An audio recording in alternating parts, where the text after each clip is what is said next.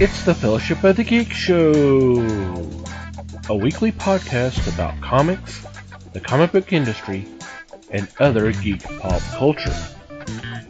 Music courtesy of Manny the Martyr. And now, on with the show!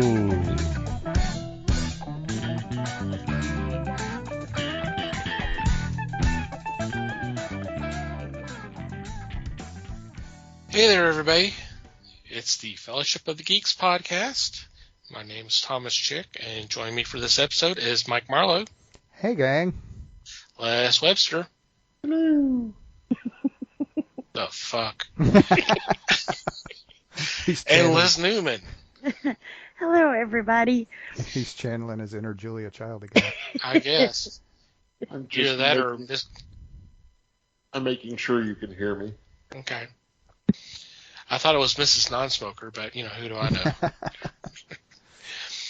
Hope everybody's doing okay out there. So what's been going on in your corner of the galaxy? Okay, I'll leave karma out of this. So I've had a bad week, but silver lining, I have been catching up on my comic pile that my wonderful comic book store sends to me every month. And I always take them out, and I'm so excited, and then I put them off in a pile and don't touch them again for a while. You and everybody else. I mean, don't worry about it. Hope to get back to them. Right. And it's always like, ooh, I want to read that. Put it at the top. So I did get some of the reading done. I'll save some of that for next week, though, because there was one series I wanted to talk about. But when I had power, I did get to watch a couple of good movies. One of them, in time for spooky season, they just released a new season of the movies that made us. I can't remember if it was one of you guys who suggested this in the first place, or maybe you had watched it and told us about it. But it's 3 seasons. First season and second season only have 4 episodes. And it's things like Dirty Dancing, Home Alone, Ghostbusters, that kind of stuff. Well, for season 3, it's mainly horror shows, and there's 8 episodes, and the first one being Halloween. This kind of gives you a behind-the-scenes look of how the movies were made, what was going on at the time, talk to some of the actors and that kind of thing. So if you like horror movies, like I said, season 3, it's Halloween, Friday the 13th, Nightmare on Elm Street. I don't know how RoboCop got thrown in there, but he did.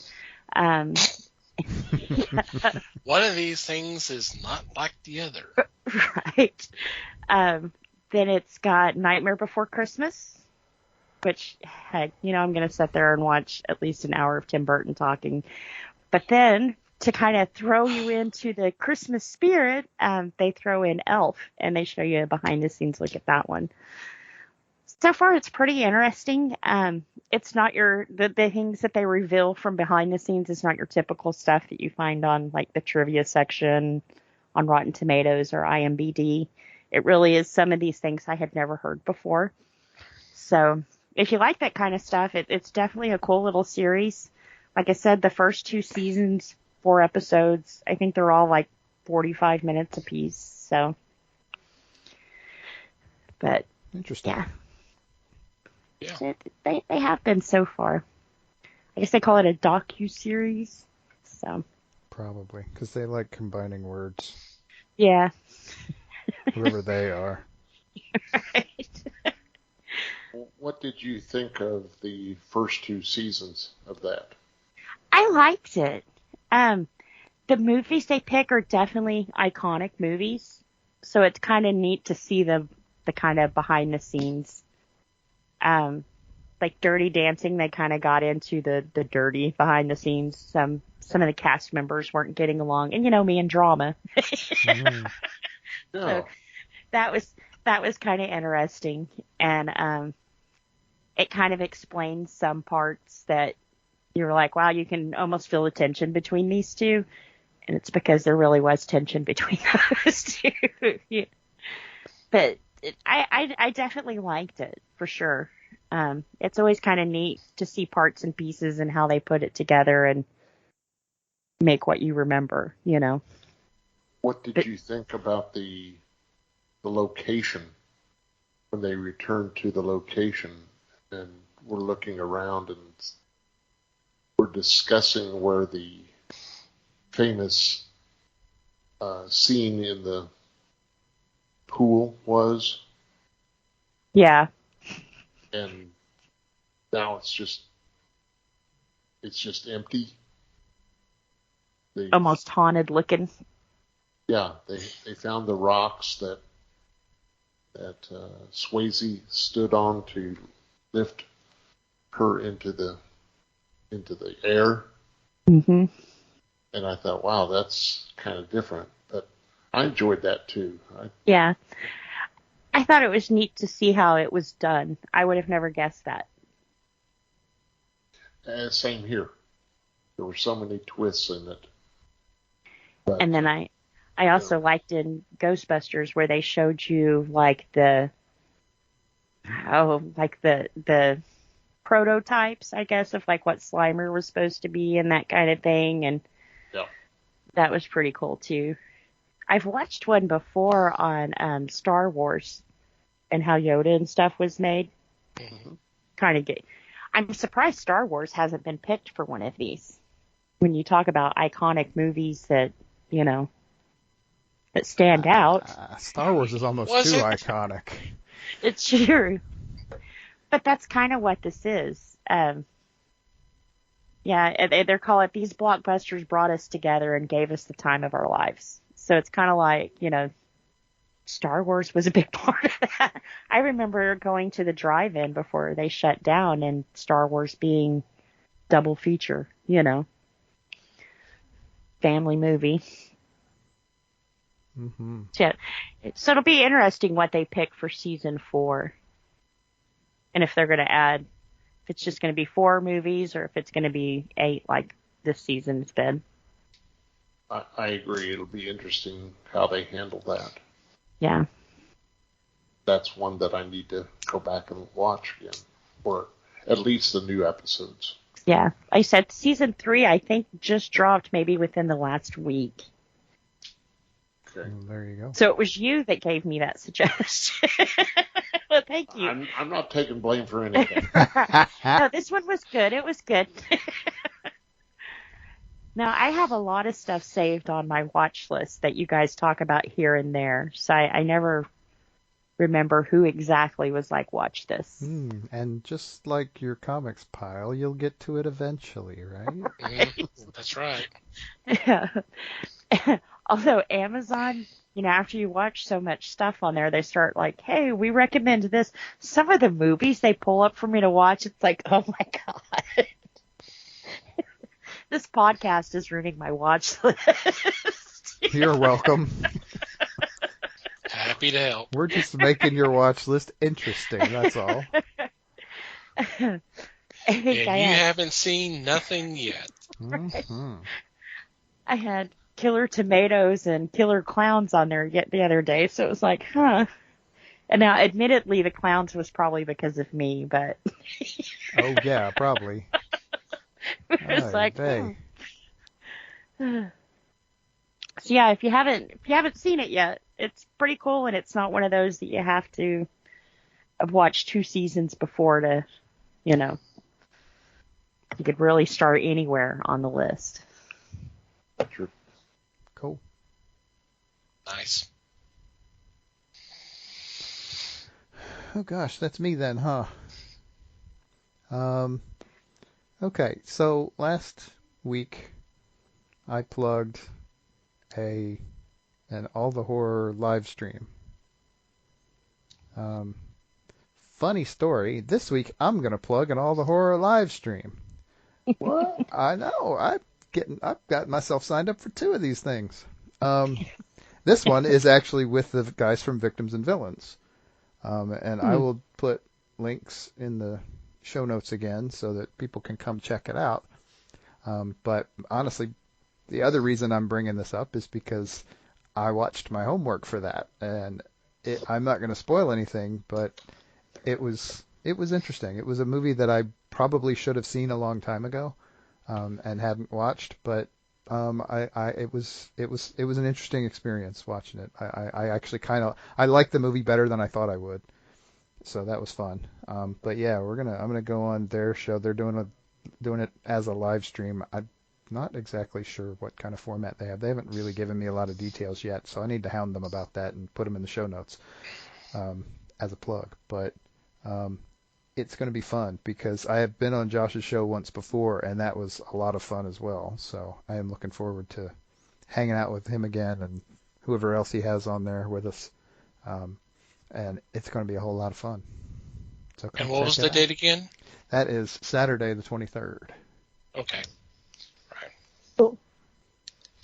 All right. Woo.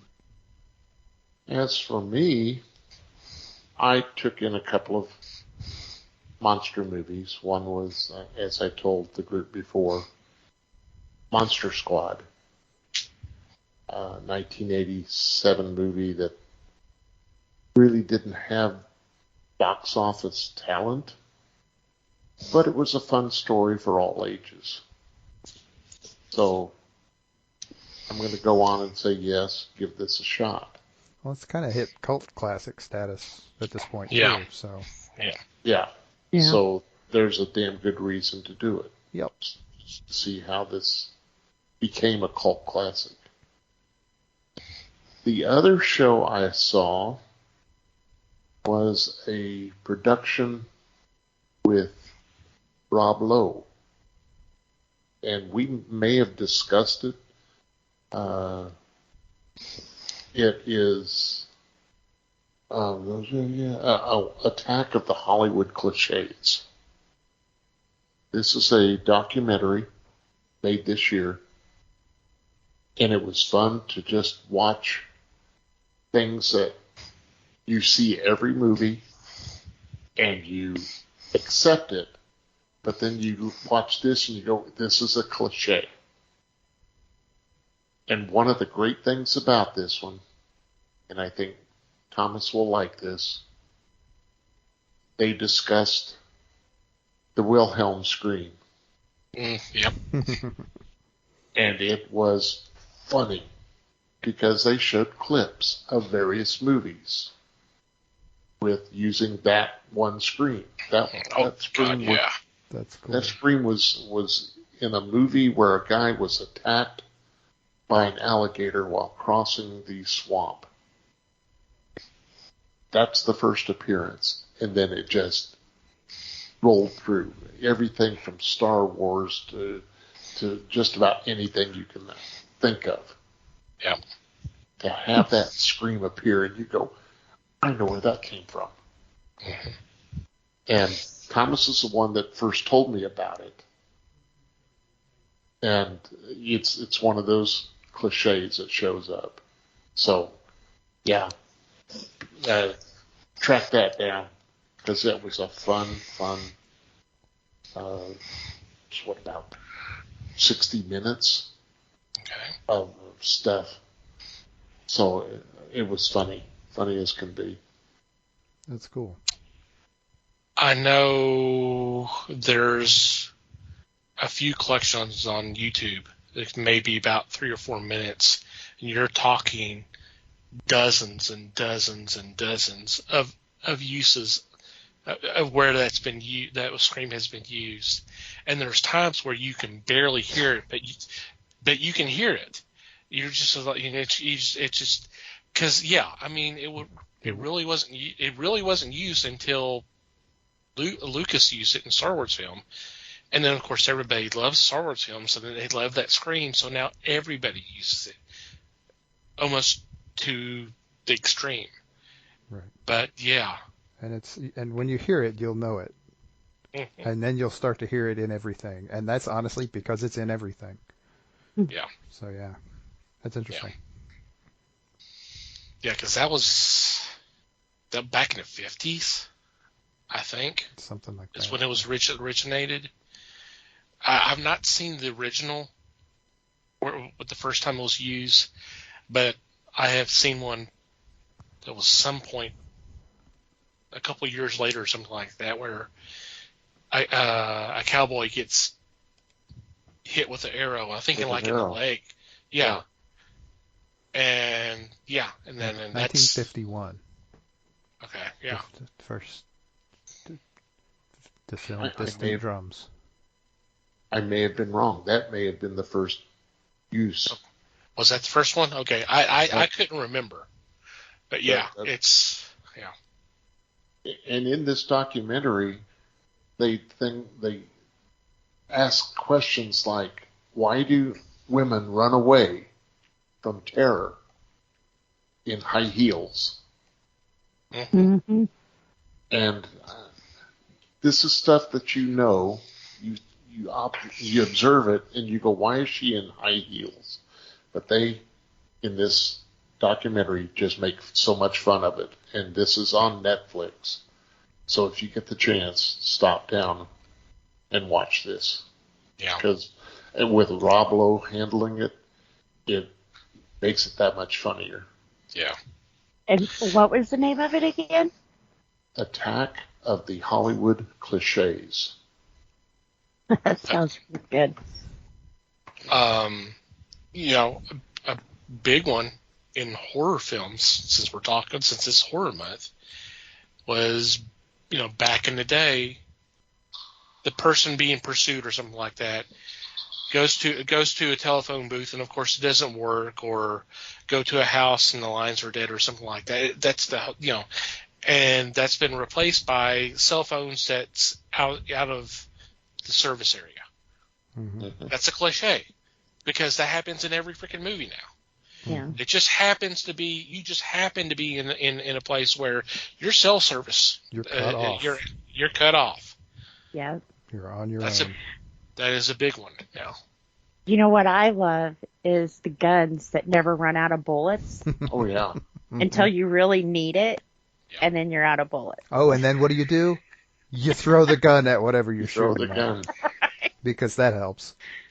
Because that's what you remember from the Superman TV series. Mm-hmm. Exactly. And they've been doing it ever since. Yeah. And then not only running in heels, trying to get away and hide from the person who's trying to kill you, you do it while going, ah! Mm-hmm. You're screaming. He'll never hear me. Kill her and shut her up.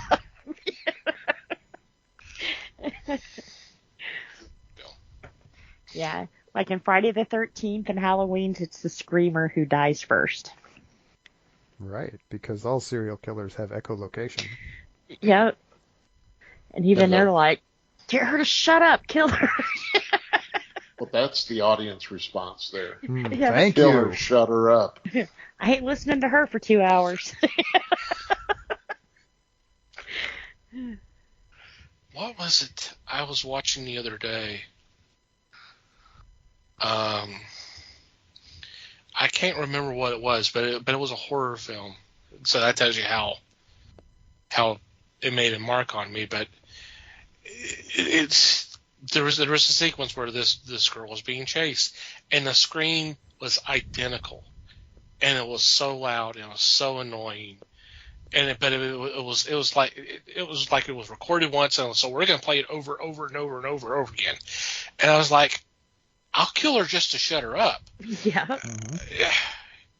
It's just I mean, I've heard lots. I don't watch every horror film that's come out like some do, but that was probably the worst scream I heard, or maybe not worse, but most annoying. But it was the same thing over and over and over again. And I was just like, oh my God, this is like an ice pick to my brain. This hurts. Ugh. Right, and the question then becomes, was that intentional? Did they design the sound that way, or did it just work out that woman's scream is just so obnoxious? Yeah. But anyway, that goes way deep into it. But believe me, they probably didn't think that deep. So not that kind of movie, huh? And not that kind of movie. Okay, but fair enough. It's just So I don't know. Anyway, for me, trying to finish up our work for this month's viewings. And I had come across someone on YouTube. I don't really do much YouTube, except for seeing some trailers here or there, or that kind of stuff. But one of the hey, you may be interested in checking this out. I checked it out because it was a review of the original Halloween 2. So I was like, okay, you know what? You recommended it. Let me check it out. And I started watching it, and I kind of liked it. And I started watching more of this guy's stuff. He's called Dr. Wolfula, and he's like it. The whole premise is like he's a mad doctor, but he's like a werewolf. But he's taking time out to watch these movies and then give you his reviews. Really, it's really funny. He's really funny, but he's really insightful as well. He has a lot of great information in there, but he's always making jabs and jokes, and it's fun. And there's actually like a 10-minute documentary on this character, and we'll get the link in the show notes of this, but the name actually comes of his love for universal monsters. Doctor's from Dr. Frankenstein, Wolf is from Wolfman, and Ula is from Dracula. Dr. Wolfula. But I highly recommend him. He's really funny. It's been kind of fun watching these. And last year for October, or as he called it, October, AHHHHTOBER, he did the first 5 Halloween films, and he's finishing up this year with the other films leading up to, obviously, with Halloween Kills coming out, or it'll be out by the time this drops. So I've been watching those. It's been kind of fun. Some of the information I realized that I did not know. So it's been kind of cool knowing that. So once that's done, he's done all the other horror films, and then there's more action oriented or sci-fi oriented and all that. So I'm going to check those out. But I may go back and watch the Friday the 13th, see his reviews on those, and see, because I'm kind of curious to see how he tears up that franchise, because a lot of material there. Yeah. So let me know if he did one for Jason X. I want to see that. Oh, I'm sure he did. Yeah, I'll definitely get you. I'll definitely look and since you mentioned that, if I get a link, I'll share it with you, and we'll put it in the notes as well. Because that would be fun. Because it was, but just some of the other ones, I still harp on the whole thing with Jason Takes Manhattan, how a boat that's in a lake gets to Hudson Bay. How in the hell does that happen? By definition, lake is a body of water surrounded by land, right? Yeah. I mean, sometimes there's a river feeding into it, but I mean, we have to get pretty deep into weird geological stuff to figure that out. But yeah. So I'm like, okay, so how does this boat get? I mean, I don't know. Yeah, well, how do you get to outer space for Jason X? But well, it's easier for me to accept that than a damn boat going from a lake to a bay. So it's just that's just me. That's just me. Right. If you're going to take a right turn from reality, I mean, at least take a right turn from reality and don't try to make it seem plausible somehow. For sure. I mean, I can accept all these weird ways he kills people and how he's able to be at the right place at the right time to do these attacks. But this whole thing with the boat, okay, that's a bridge too far. That's just me. All righty.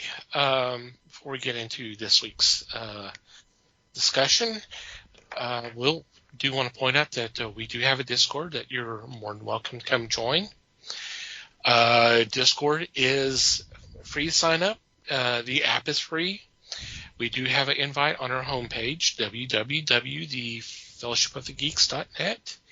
We post a lot of news items. We post a lot of funny stuff. We do a lot of videos and trailers and have some fun activities going on there. We'll do stuff. We'll do like a movie night or something like that. So if you're interested, you're more than welcome to come join us. It's a blast. All right. For this week, we have Madeline Holly Rosen join us again. She has a new Kickstarter for audio drama for Boston Metaphysical Society. If you're a long-time listener to the podcast, we've had her on a few times before, and it's always a blast to have her. It's always fun. It's always informative. So, with that being said, here's our interview with Madeline.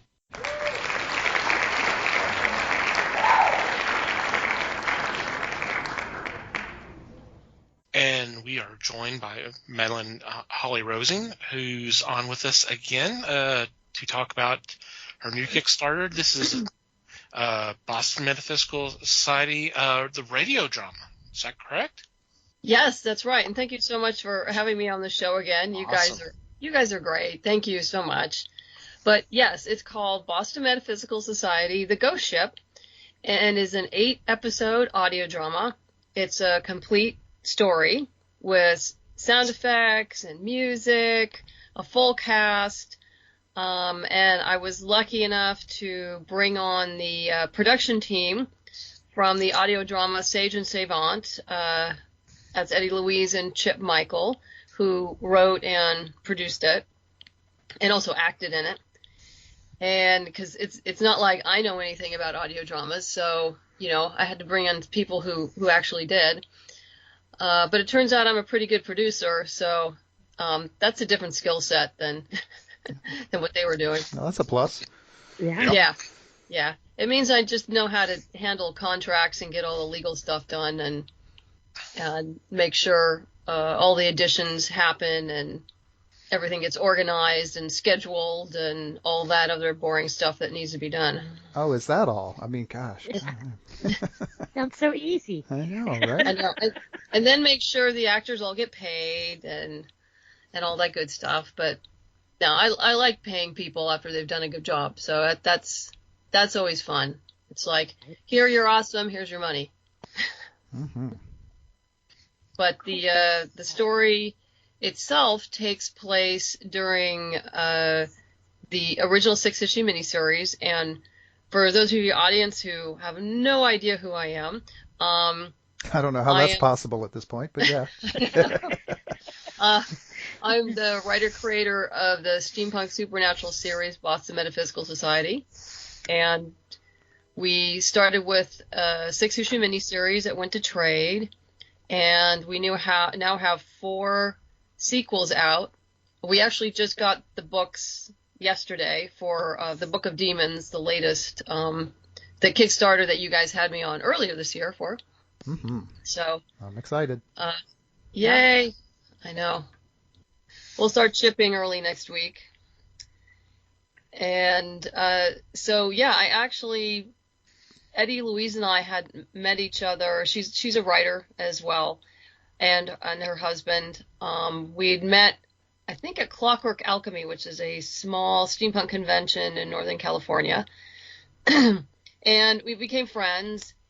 And then we went to the Nebula convention a few years ago, pre-pandemic, and hung out. And she said, you have to. She goes, you have to do this as an audio drama. You actually have to. And I said, well, okay, if I'm going to do that, then you have to help me. And so she said, okay. And here we are. I wrote an 8-issue, actually an 8-episode, I should say. Old habits. I know, old habits. 8-episode series. It is a complete story for our first season, and it features Samuel, Caitlin, and Granville as they investigate a mysterious ghost ship that sails into Boston Harbor that happens to kill anyone who boards her. And is also luring children to their death. So sort of has a siren's call to it. But there's a whole mystery behind that they have to figure out. And I do bring in Thomas Edison for the last 3 episodes. So that was a lot of fun. And our actors just did a tremendous job. They've been a joy to work with. And I actually got to meet 2 of them at New York Comic Con. Emily Snyder, who plays Caitlin O'Sullivan, came to help on Friday, and she stayed in character the whole time. So she was like sassing people with an Irish accent the whole time. Oh, that's awesome. Yeah, it was great. It was great. And then on Saturday, H.B. Gibson, who plays Thomas Edison, came by and just basically charmed everybody. So it was really nice to actually meet them, because we did all of this remotely, all the recording and everything. So and the cast came from all over the country. Ryan Philbrook, who plays Samuel Hunter, is I think up in Washington in the Seattle area. And then Martin Davis, who plays Granville, is in Illinois. So, yeah, we were all over the place. Wow. I think I saw on your website where you put out a casting call for that. Yes. Did you have a lot of response to that, or? We did. I had an overwhelming response. Wow, that's always a good problem. Yeah, yes and no, because I listened to all of them, and you had to organize them and then bring them down to like what you'd almost call like our semi-finalists, and then weed them down even farther, and then we picked our top 2 or top 3, and we brought them in to on a Zoom meeting with breakout rooms to read with each other, and because that way we got a sense of how any chemistry between the characters, how they related to each other, how well they took direction, and it was really, really hard to pick the finalists. Yeah. Who made the cut. And so yeah, we did that with everything, with the woman who narrates, and I particularly wanted to have a female narrator because this particular story is very male heavy as far as characters, and that's just the way it turned out to be. So if we do a second season, I'll try to reverse that and do a different kind of story. But yeah, this story, The Ghost Ship, came from another script I wrote for Boston Metaphysical when I was at UCLA.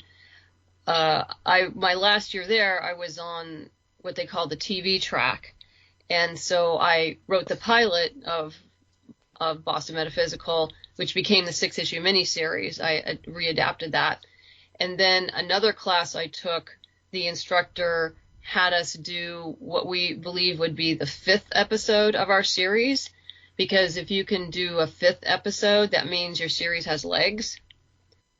And so The Ghost Ship was adapted from that script. So, I just keep reminding old stories I did at UCLA and then completely changed them. But it worked out. So that's like the core story is the same, but by adapting it just changed the story, and right, which is fine. A lot of stuff has evolved in the world itself, so that you kind of almost have to rejigger how things work. I'm sure. Oh, absolutely. And also, I was a different writer back then when I wrote. I like to think that I'm a better writer now than I was when I originally wrote that. So, when I read it, I was going like, okay, yeah, that makes no sense. I need to change that. Like, yeah, that needs to change. You're like, wait, I thought that was a good idea. What? I know at the time it was like, hey, that used to work, and like, no, not so much, not really. So yeah, it worked out better. And then Eddie Louise was the script editor, so I learned a lot about writing for audio. And if we do go into a second season, I think the script will be better just because I've learned more about the differences between writing for an audio drama as opposed to writing for a comic, as opposed to writing for a script, as to write, for a novel, and each have their idiosyncrasies. So. And you keep managing to find new media to put this property out into. That's Right. That's actually a really cool idea in terms of finding new audiences and such. Yeah, it's a great way to expand the universe and expand the fan base. Mm-hmm. Because there hopefully will be people who come into the Kickstarter who are audio drama fans and then see like, well, wait, there's a graphic novel and there's more, there's another book and there's this whole other thing, and which is kind of the point. Yeah. Plus the fact that I get to go exercise my creative chops in a different way. Yep, and so next year we can expect the full-length feature film, of course, because, move into a new medium. Yeah. Yeah, maybe someday. Yeah, at this point, I have to really figure out what I'm going to be doing next year because I'm so busy, I don't have time to be creative. Oh, so at this point, I almost I think I may need to take a step back or two and just go work on stuff for a while and let some other stuff go and then come back with new material and keep going from there. But yeah, because we incorporated this year too. Oh, awesome. Yeah, which we really needed to do for the audio drama. So yeah, we're growing. I never thought that would happen, but here we are. Stuff you didn't expect to happen is happening all the time. Yes, like being diverted to LAX. Well, yeah, absolutely. Gotta keep you on your toes. Fun. New York to LA is a long trip. It is. And it is, but it sometimes it almost takes that much time to get from where I live over to Santa Monica. So. Ouch. Yeah. That's one of the reasons I don't go to Santa Monica very often, because it's like over the hill, and I was like, I could get to New York in that same amount of time. Why would I go to Santa Monica when I could go to New York? There's nothing interesting in Santa Monica, right? I don't know. No, there's lots of great things in Santa Monica. I'm sure. Except the parking sucks. Parking sucks nearly everywhere. That's true. One quick question. Where does the Ghost Ship fall into, I almost hesitate to use the word, the continuity? Where between the stories does it fit? I have kind of called it like the overall, anything I do for the audio drama, it kind of falls under like the case files of the Boston Metaphysical Society. And it falls in between, in the 6-issue miniseries, in between their dealings with the shifter. If you recall that, because I know it's been a while. Because the original story arc is Caitlin coming on board, and this story happens not too long after she's come on board as part of the team. it's kind of in between the episodes of the 6-issue miniseries. Okay, that makes sense. So I mean, there are some oblique references, and Edison makes some oblique references, like, your name has come up to Samuel Hunter, and they're going like, what? And he goes, never mind, and and it isn't until the 6-issue miniseries that that Bell, Edison, Tesla, and Houdini approach Samuel Hunter to help them deal with the shifter. So yeah, it's kind of snuck in between those, if that makes any sense. Interesting. That's also a good way to get people interested and excited about taking a look at the 6-issue series again, if they haven't, or to pick it up if they have not already. So that's clever. Yeah. So yeah, I just it's kind of the overall title or theme. Like I said, is like the case files of the Boston Metaphysical Society. So these are some of the things that they had to deal with in between everything that happened in the 6-issue miniseries. So it's like, and I'm the writer, I can do that. It's like, okay, we're going to do it this way. Hey, if it was good enough for Arthur Conan Doyle, it's good enough for you, right? Yeah, sure. That's kind of how a lot of the Sherlock Holmes stories were. They were not in a specific line. They were not a linear thing. They were just kind of bits and pieces pulled out of quote unquote Watson's notes. Yeah. So yeah, something like that, Yeah. and it's a cool way to handle it. Mm-hmm. But yeah, it's like my universe, so I can bend and mold it any way I want. Exactly. Yeah. It's why like writers can sort of play God, well, with their own universe anyway. It probably gets to be a little more tricky when you're starting to write in someone else's universe. Yes, it is. Which well, you probably heard, right? That I'm doing a story for Lady Mechanica. I am entirely dropping hints in that direction. Yes. Yes, I thought you. Yes, that's a lot of fun. I'm waiting for them. They're just finishing up their Kickstarter, and I'm sure they need to rest for a while after that. Oh, probably.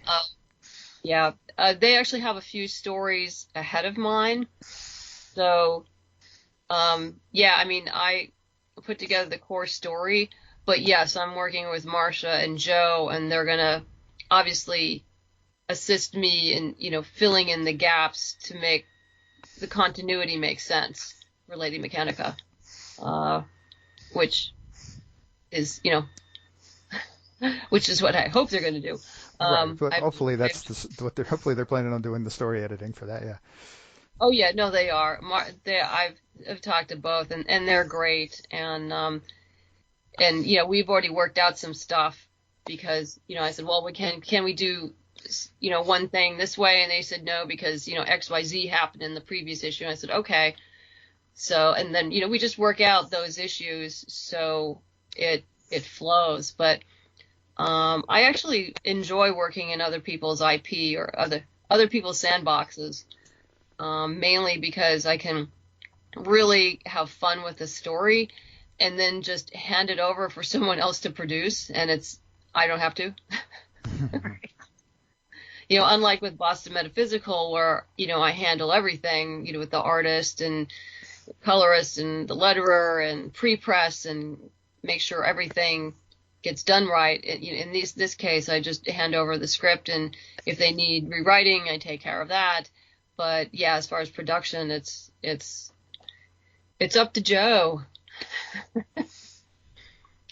But yeah, I don't really see that coming out until next year, just because of their own production schedule. Sure. So, and yeah, mine is called The Secret Garden. And yeah, I take some I use characters from their story and some of the minor characters from some previous stories. But yeah, no, yeah, I'm looking forward to getting back to that. Yeah, I'm looking forward to that. I have been checking out some of their stuff recently, and it's very interesting. Yeah, it's really good. It's very good, and Marsha and Joe and I, we have the same sensibility, so it was a good match. I thought I heard Les say something. I was just going to say that going so diverse, and I applaud you for undertaking something that is different, and I I applaud you to be able to move everything, make everything coexist. Your podcast. That I'm going to say I'm jealous, but I have no talent in that respect. So I'm not jealous, but I'm happy and proud of what you're doing. Oh, thank you, Les. I really appreciate that. It's quite the undertaking, but obviously I believe that you can handle it. Coped with everything else you have faced, and this is just another playtime thing for you. I think it's great. Thank you. Sorry, Liz, did you? Yeah, I was agreeing with him. And in awe to see how far you've gone and all the many, many different hats you've been wearing.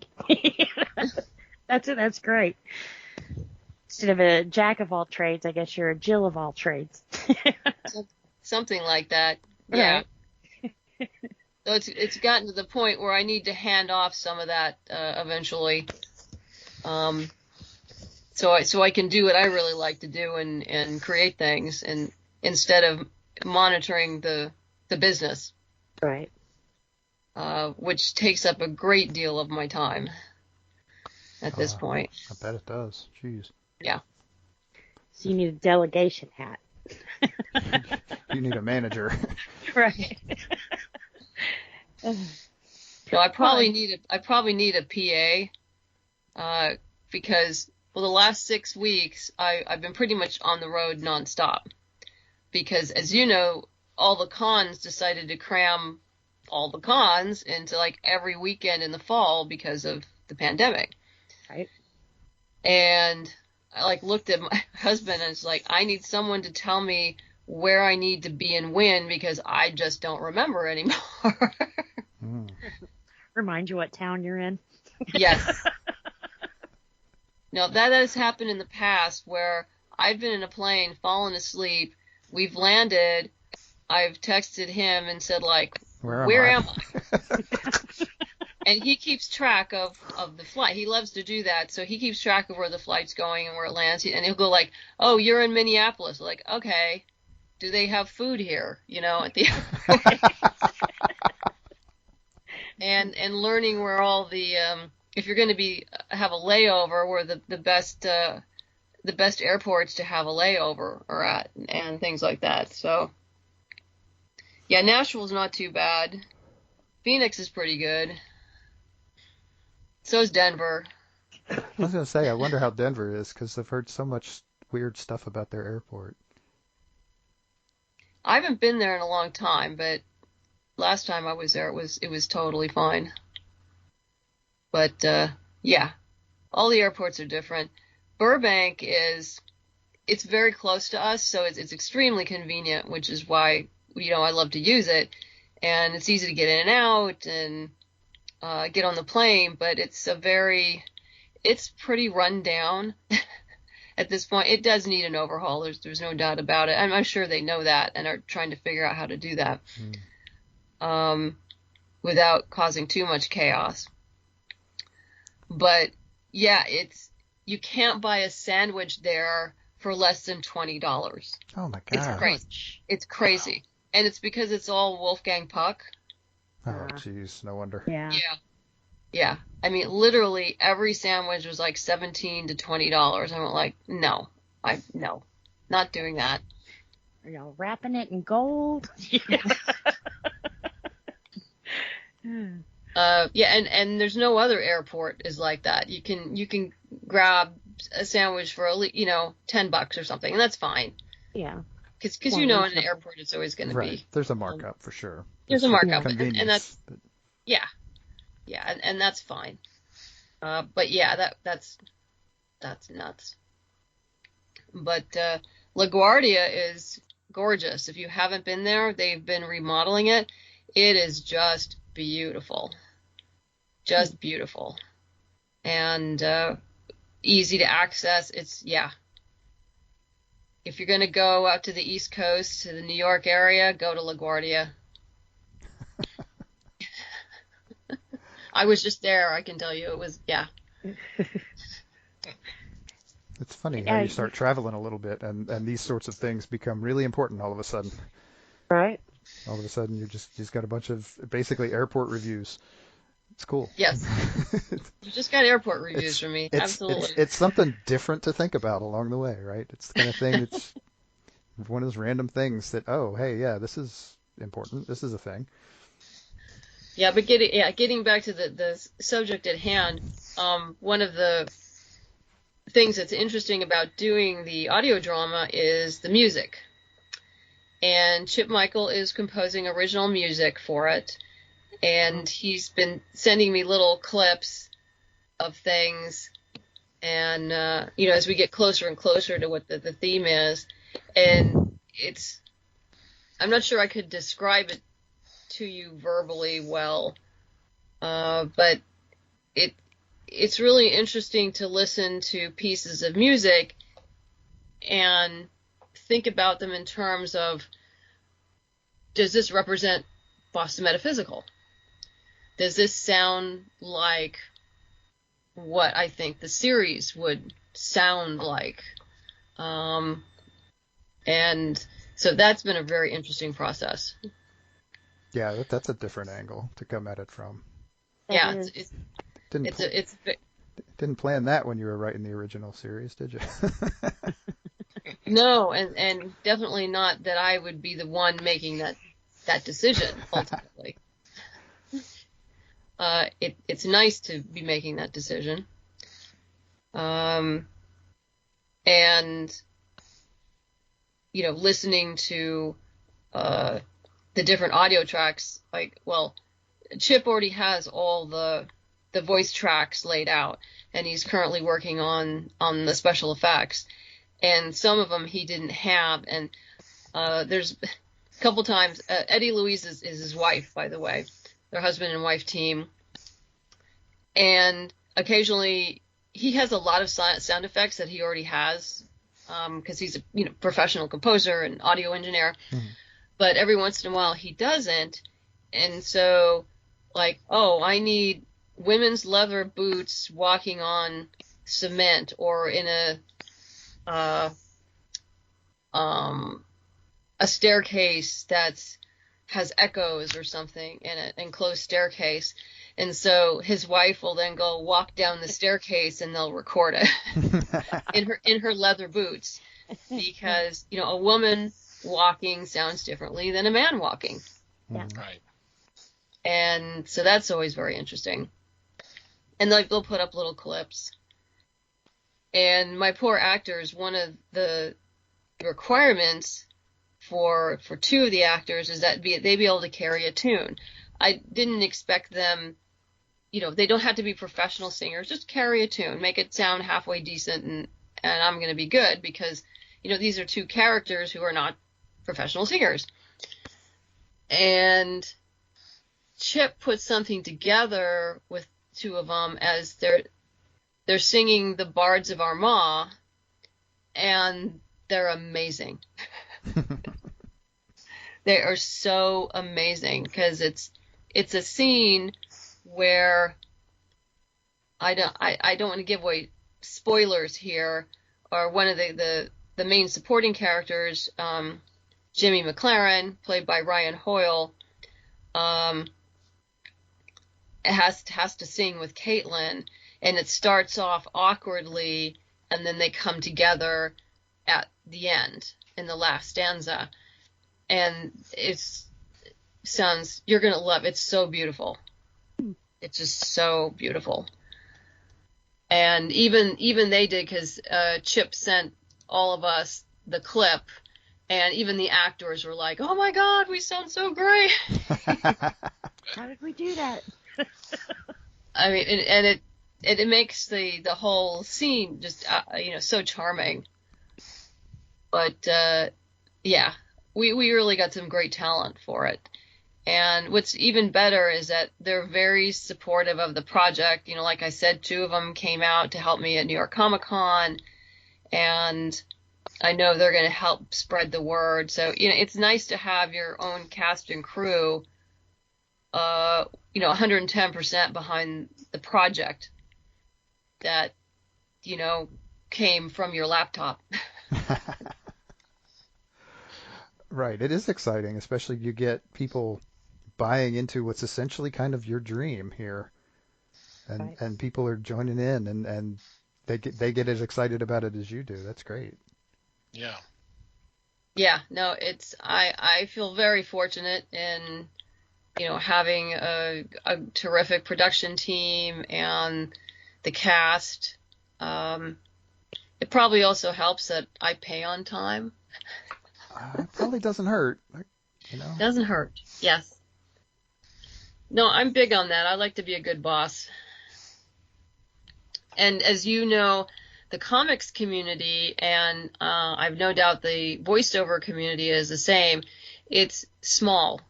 So everybody knows about everybody else. And people talk. So we want them to talk well about this project. Right. Absolutely. Good press. We want good press. Good press, yes. So yeah, I've submitted the page to Kickstarter. I'm waiting for them to approve it. Then I'll send out what is their little launch landing page for people to sign up. But yeah, we launch this will be when are you going to be airing this show? We are probably going to drop this on Sunday. So. Oh, this coming Sunday? Yeah. Okay. Yeah. Well. Okay. Then yes, we launch on the 20th. Probably late morning after I get back from the gym and have some lunch. I was gonna say at least get up and get some coffee. Jeez. No. Yeah. I'll go to the gym and get some lunch and maybe a short nap, and then as my husband says, yeah, it begins. He'll just say strength and honor, and then I won't move from my desktop for about 3 to 4 hours. Managing the Kickstarter. Yeah, it's funny. We talk to people all the time who do Kickstarters, and there's usually a lot of the first day is pretty much dedicated to the Kickstarter and doing all the things, and so yeah, it'll be busy, but it'll be fun. Yeah. It's the first day is very important, and to get started off on the right foot, so to speak. And yeah, well, I have a whole, as you can imagine, this will be Kickstarter number 10 for me. Wow. So, milestone. Yeah. So I forgot to unplug the phone, so I just hung up on probably spam. Oh, probably. Hopefully. You didn't need that warranty. Yeah, your No. car warranty's fine. It's all good. I get that on my phone all the time. That stupid spam. Mm-hmm. But yeah, I'm sure But you've got yeah. the routine down for day one and pretty much the whole process at this point. Yeah, I do. I mean, I still make a list and check it off just to make sure I haven't forgotten anything. But Sure. yeah, no, I know the stuff that I need to do this weekend and getting, email letters ready to go. So I just need to plop in the Kickstarter URL and and send it off to people, and which you'll get, Mike, I'm sure. I'm sure I will. I might get more than one version of it. Who knows? More than likely. And yeah, and then it begins for 30 days. Mm-hmm. And my husband will just look at me and just say, "Strength and honor." Now, who of you can tell me what movie that's from? It's an old movie, so it's a favorite of mine, and he knows it. Oh, I'm not sure. It's okay. It's old. Gladiator with Russell Crowe. That's not old. You don't know who you're talking to here. My first guess was going to be Spartacus, so Close enough. Yeah. It sounded like a gladiatorial thing. But Yes. I haven't seen Gladiator in a while. I have it here. Yes. I've watched it probably, I don't know how many times I've watched it. Yeah, that and Aliens are like my top two. Aliens. It's a classic. Yes. Well, that's why my dog's names are Bishop and Ripley. That's awesome. So it was actually my husband's suggestion. I said, "What are we going to name these dogs?" He goes, "What about Bishop and Ripley?" Like, okay. Sold.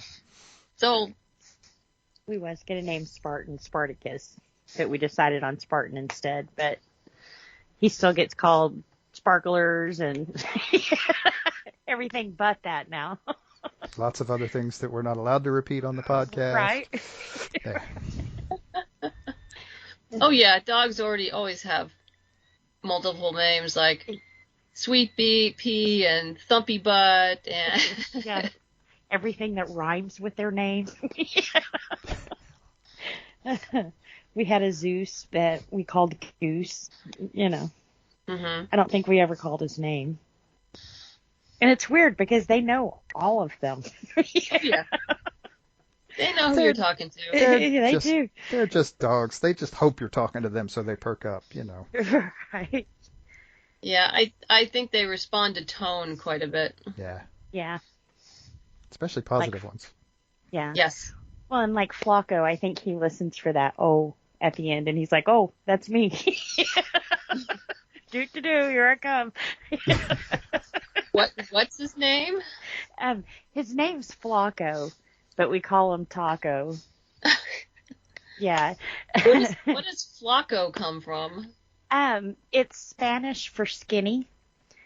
Oh, okay. He's a rescue. So when we was given to him, he was given to us by a Spanish guy, and that's what he called him. And I thought, well, that's kind of, body shaming my dog. So we started calling him Paco. And then my good friend who lives across the street, that's his brother-in-law's name. So I can't go outside and start going, Paco, Paco. So then that's when we decided on Taco. I completely misunderstood you, and I think it's just because of my speakers. I thought you said Flocko, not Paco. No, his real name's Flocko, which is Spanish for skinny, but we call him Paco. All right. Yeah. All right. I didn't misunderstand. I'm going like, did I just misunderstand her? And it was actually No, that was the reality of it. Yeah. Yeah. It's really that confusing. But like I said, he just listens for the O. He hears Akko and comes running. Madeline, Right? welcome to our world. Mm-hmm. Flocko and Paco and Taco. Yep. All the same dog. All the same. Yes. All the same dog. All the same dog. But he does have many personalities for each of those names. It's civil. Yeah, it's in dog form. Yeah, he's about. So I guess as we're easily distracted here, it's like, look, shiny new thing. Again, it's like you say that like you haven't heard our show before. Reward tiers. Yes, that people can look forward to. Yes, reward tiers. Yes, please. Yes, we should talk about reward tiers for an audio drama. What a great idea. The obvious one is downloads, MP3 downloads. Those are the first two. We're probably going to have sort of like like a $5 get the first episode, for people who just want a taste of what's going on, and which is great. And then yes, we have a MP3 download of all 8 episodes. And then I found this really cool wooden flash drive that I had a friend of mine, artist Alejandro Lee, put together a drawing of an American clipper ship, because the ghost ship is an American clipper ship. Mm-hmm. And so that's going to be engraved on the wooden flash drive, which is like an oval thing, so it looks like it comes from a ship. Oh, that's cool. So on one side it'll have the image of the ship, and then the other side will say the ghost ship, the title of the show. And then we'll have a CD, and then combinations of a CD flash drive with like the trade paperback, all the additional books, of course. What's cool about the trade, I don't know if you guys seen it, the second edition is in previews right now, and we have a new cover by Roberta Ingranata. That'll be out, that'll drop in December. And Roberta's done the covers for Witchblade and is currently doing Doctor Who. And it's a gorgeous cover. You can probably pretty easily find it by just looking in previews. So yeah, we're getting a new cover for the original trade, and then all 4 sequels will be available. And in some of the upper tier ranges, we have a chance for people to have a Zoom chat with 3 of the actors of their choice. If they want to learn more about voice acting or what it was like to work, on an audio drama, whatever they want. Oh, that's neat. And then another opportunity for a Zoom chat with myself, Eddie Louise, and Chip, if they want to learn more about production. And then we have, in the upper tiers, associate producer and executive producer levels, which are limited. So, you would get IMDb credit. Ooh. Nice. As an AP or an EP. And so, yeah, we have a $10,000 goal. I'm fairly confident that we'll make it. And then we have some cool stretch goals in mind, which I haven't listed yet, but I know one of them will be to give bonuses to cast and crew. Awesome. Because we were non-union, and I think this way we can give everybody a bump. Yeah. Absolutely. Which would be great. Mm-hmm. Plus, we're working on a digital download of the soundtrack as well as a stretch goal. So I was going to ask you about a soundtrack when you were talking about how good they sounded and stuff. That's cool.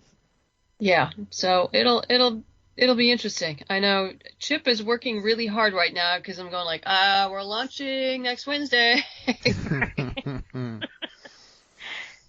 We need to get that clip done.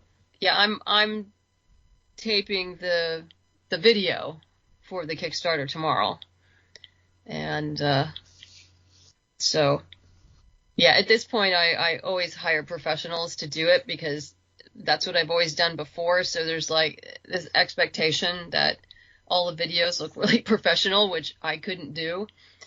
So right. Yeah. It's called knowing your limitations. Right. Yes. That's why they're and professionals. And have someone else doing your hair and makeup is a good thing. See, I never would have thought of that. Yeah, even for a guy too. Sure.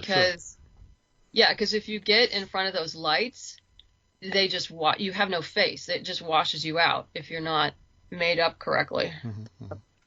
Almost bold. I knew a guy who was actually he was just an extra, which I thought was kind of crazy, but he had like permanent eyeliner and his eyebrows all done, and he's like, yeah, it's just easier.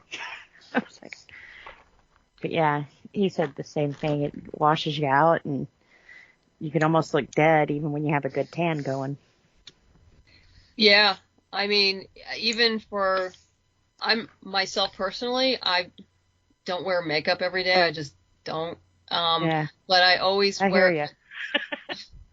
But for the cons, I do, and that's just for picture taking, because I know if I don't, because I'm very fair, that I'll just wash out. Yeah. And even though when I wear the makeup, I just look in a picture, I just look normal. It's the things you do for cons and photos and whatever to make all this happen. One less thing to worry about. Yeah. But I'm very fortunate in that the lady who does my hair and makeup also is my hair colorist, and her son is a professional cinematographer, so I just go over to there. Wow, they're all set up and ready to go. And Yeah, know exactly what you need. Right. Yeah, this is the advantage of living in LA. It's like, people, and they have green screens in their apartment, and there you go. Yeah, well, in this age of Twitch, green screens are getting to be pretty easy and commonplace too. So. Yeah. Oh, that's true. That's true. I'm not on Twitch. I have to. Yeah. There's only so much social media and stuff I can handle. Oh, me too. There's a lot of it. Yeah. And it's sad when you have to find programs to block certain words out. So you never even see that stuff. Oh, yeah. Right now, it's actually Halloween because I don't want to be spoiled with the movie. I want to see it and be surprised. Oh, yeah. Well, I've gotten really good at scrolling through stuff so I don't, if there's any spoilers, if I see a title, I just go right past it. Yeah. Zoom. Zoom. Yeah. I think it was, particularly with, though I did read a lot about it because I wanted to, Shang-Chi, The Legend of the Ten Rings, which, if you haven't seen, it's terrific. That was a blast. But yeah, I didn't want to ruin it, for myself. But once I found, okay, Michelle Yeoh's in it, I'll watch anything with Michelle Yeoh, so that's okay. Yeah. Fair enough. So, I think I've covered everything. Did I miss anything? I think that pretty much covers it. I mean, unless you and Liz want to talk about Manifest real quick. Yeah. Well, for those who weren't privy to our conversation before the recording started, I was mentioning to everyone that I had a very long trip home from New York Comic Con, and when we approached Burbank, we were diverted to LAX, and then eventually got back on the same airplane, and then came back to Burbank, and it took forever for our luggage to show up. And so it just reminded me that, oh, well, in this case, the passengers showed up on time, but the luggage was 5 years late. And though it did eventually show up. And it hadn't changed at all, just like in Manifest. It wasn't at 8:28, was it? No, it was flight 799. Almost. That's close to 8:28. I mean, Also not a fictional airline, I'm sure, but Right. Yeah, I think we just started watching it. I think we've only watched maybe the first 8 episodes of season 1. Mm-hmm.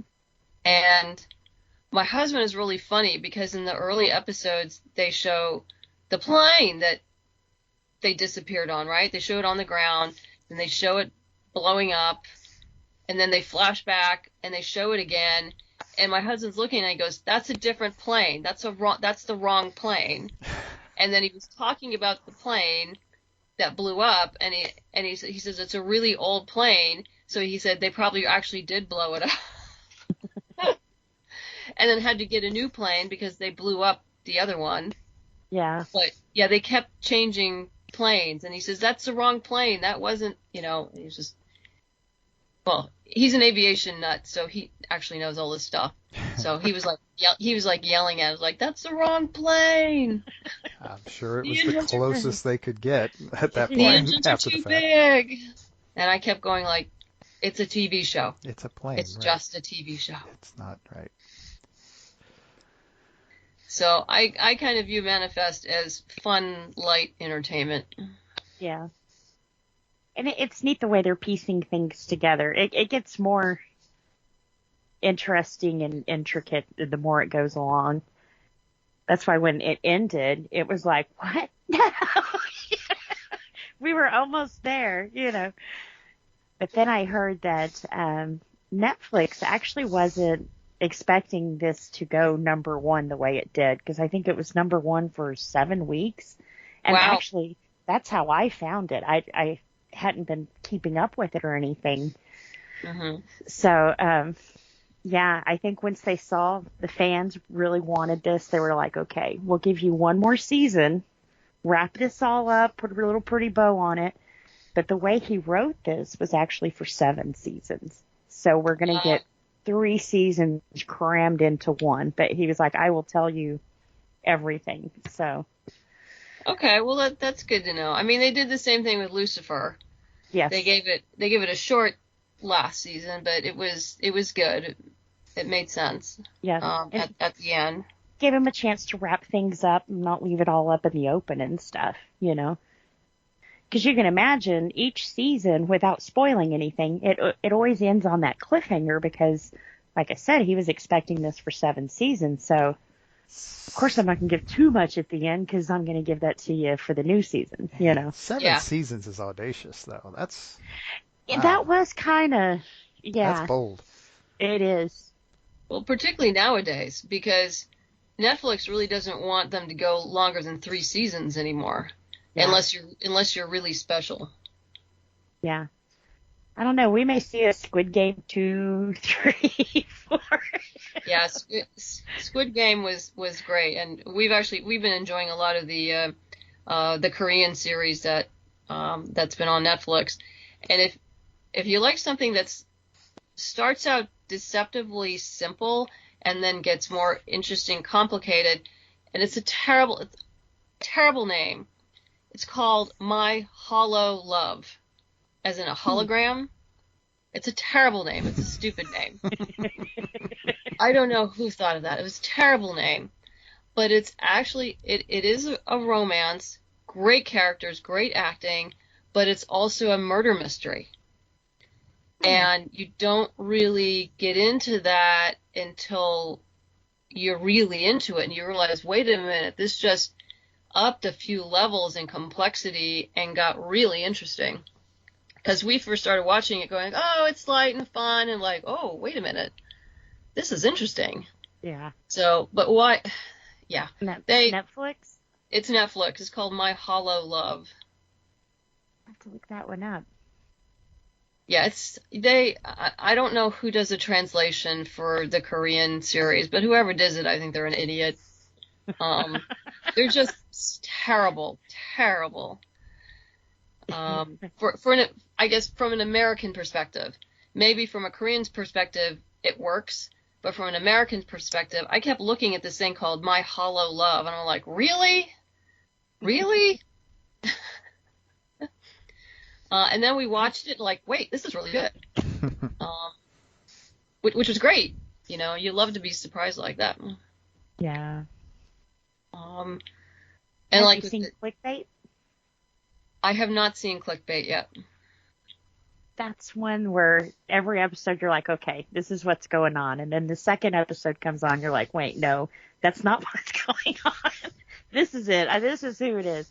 To the very end, the last episode is just, it'll totally blow your mind because it comes out of nowhere. I wasn't. I didn't But know does it exactly. work? It does. Okay. It's kind of, to me, the way they filmed this, because it's one story, but you have different characters who come in and out of play on this.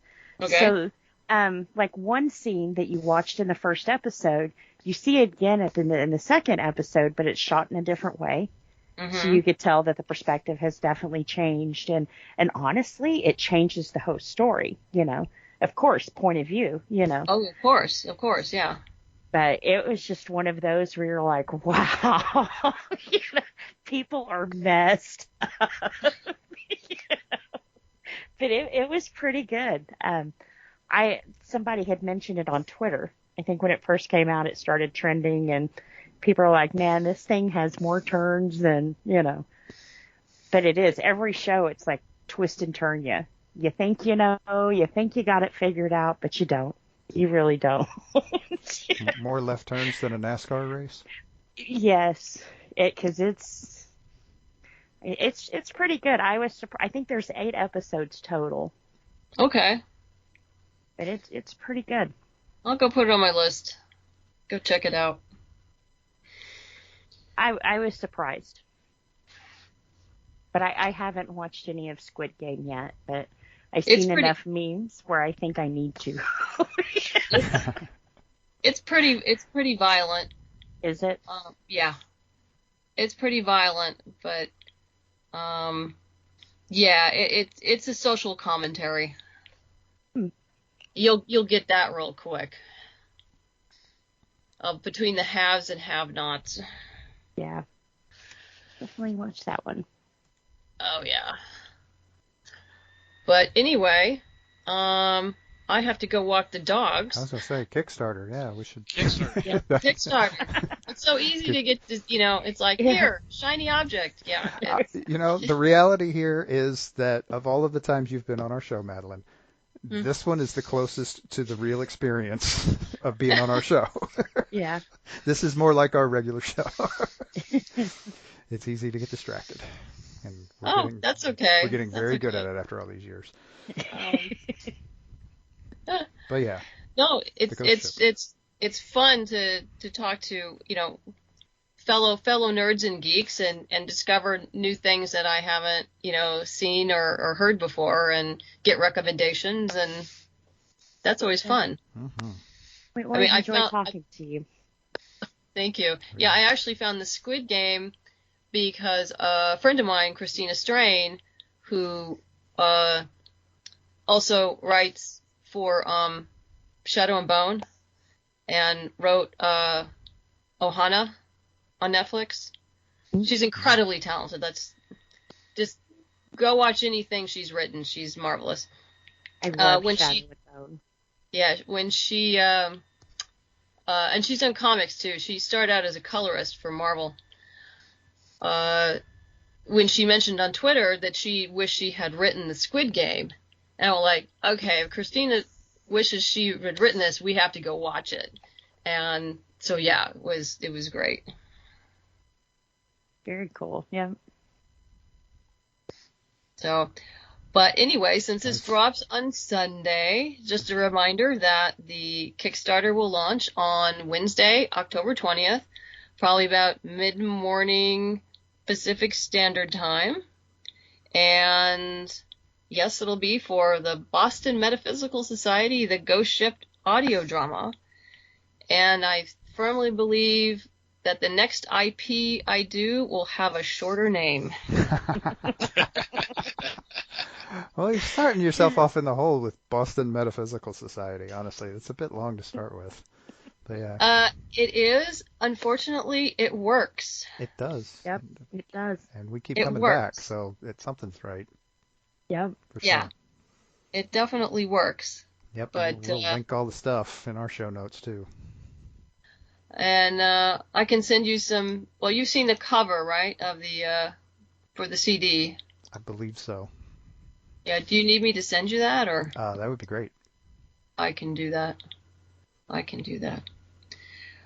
Well, thank you guys so much for once again having me on the show. I appreciate it. It's how I it makes it a lot easier for me to reach the masses and let them know what's going on. Anytime. We're glad we get a chance to talk to you. Yep. And it was fun to talk about shiny objects. Mm-hmm. Yeah. Shiny objects are always fun. I mean, A come mental break. on. Absolutely. Awesome. Well, thanks for joining us, Madeline. Yep. Thank you, We Mike. wish I you appreciate it. all the best and stay safe out there. Thank you. You too.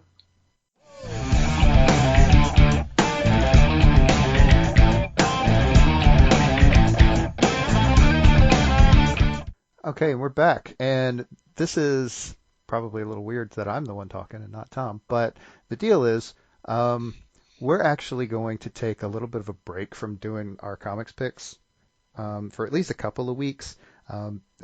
It's kind of a weird problem to have, but right now the comics industry is having some kind of significant issues with distribution, and so things are not shipping the way they're supposed to. And so it's getting really difficult to gauge what has shipped this week versus what was supposed to have shipped last week versus what was supposed to have shipped 2 weeks ago. But all of these things are still on the distribution lists. So it's just kind of getting a little convoluted. And so we're just going to sort of not do picks for a couple of weeks and see if it calms down. And we'll start doing them again as soon as it kind of becomes reasonable to do so. It's so that we can actually give you picks that are accurate and good, but for now we're just going to kind of lay low and see how things turn out over the next few weeks. Yeah, it's of course, if you've been watching the news, you know there's been a lot of issues with shipping. There's ships out there ready to be unloaded and all that. It's just really a big mess. I mean, they're talking about it affecting holiday shopping and all that kind of stuff. It's a real nightmare right now. So, okay.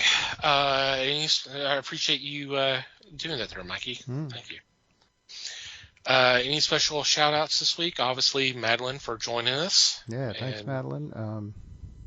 Definitely check out the Kickstarter. It goes live on the 20th. Wednesday the 20th. Yep. We'll be here. I'll make sure we've got links. Yep. Also, reminder, it's still October, so All the Horror is still going on. That's right. So check out the hashtag All the Horror stuff.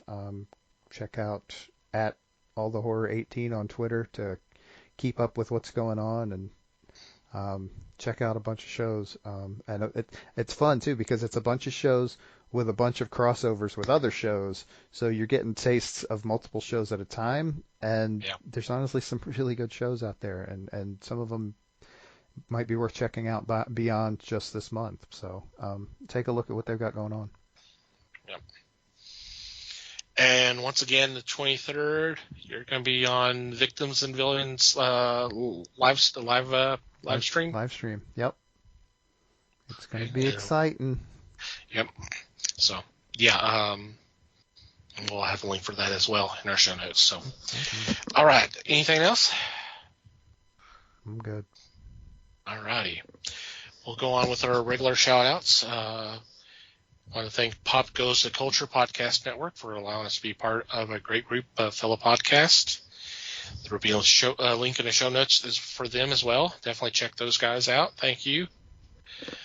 I also want to thank the fine men and women who make up Pattern Family, who've been so kind enough as to spread the word of the fellowship by retweeting our links. Definitely want you to check out their shows. It's getting late. I'm starting to have problems talking. Sorry. The best way to do that is do a search, hashtag Pattern Family, all one word, and just scroll through the list, and whatever catches your eye, please download that episode, and hopefully you found another podcast to check out. Thank you guys for your support as always. Want to thank Manny the Martyr for supplying the music to our podcast. There'll be a link in the show notes where you can listen to their music. Thank you guys as always. And finally, you, dear listener, thank you for downloading and listening to today's episode. We value your feedback. any comments, questions, suggestions, complaints, observations, what have you, please send them our way. Our email address is email@thefellowshipofthegeeks.net, or you can go to the website and go to the About Us page, and there's a contact form you can fill out there.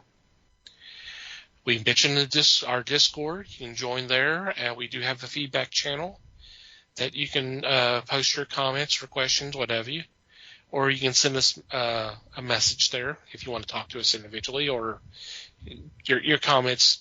You don't want to make your comments public, that's fine.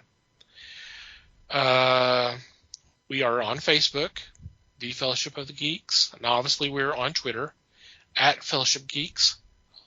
Follow us both there. If you'd like to follow our personal Twitter accounts, Mike can be found @MikeyGeek. Liz can be found @LN_geek. Les may or may not be found @FakeLesWebster. And I can be found @TomTCGeek. And from wherever you download our show, if you take a couple of moments to rate and review us, it would be greatly appreciated. Anything else before we say goodbye? Just thanks, everybody. Thank you, everybody. Thank you for listening. We appreciate you listening. You take care out there, everybody. Until next time, geek on, my friends.